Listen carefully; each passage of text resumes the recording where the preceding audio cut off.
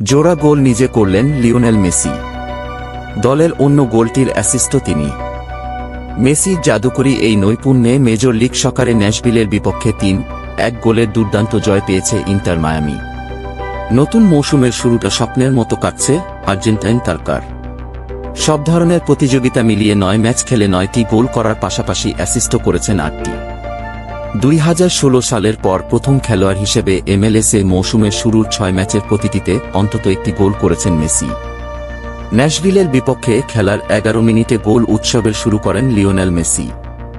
বার্সেলোনার সাবেক সতীর্থ উরুগুয়ে ফরওয়ার্ড লুইস সুয়ারেসের অ্যাসিস্টে বল জালে জড়ান আর্জেন্টাইন তারকা।